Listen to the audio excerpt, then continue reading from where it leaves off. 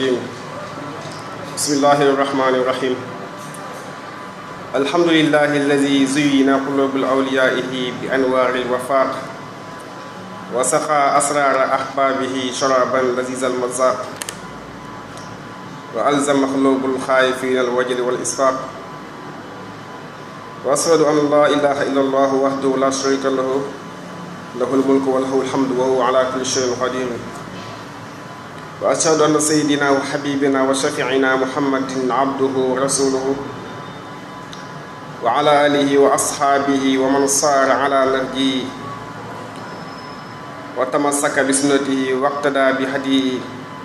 واتبعهم بإحسان إلى يوم الدين ونحن معهم يا أرحم الراحمين.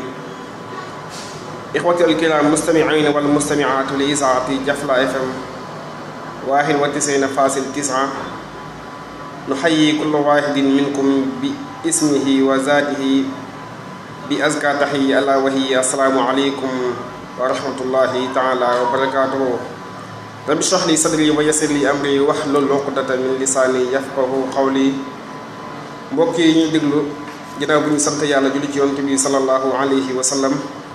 ñu ngi am mbégte ak kontaante bu baax ñëwaat ci seen émission bi nga xam ne nii moom moo di naadil Quran di pencum daara yi te ngeen koy am fii ci Jafla FM 91.9 aljuma bu jot 18h jotee jàpp 19h te ngeen ci ànd ak seen mbokk Cheikh Baye Dia. waaye laata loolu dañuy daal di nuyoo rek comme ni ñu ko baaxoo di ko defee émission bu ci nekk bala ñoo commencé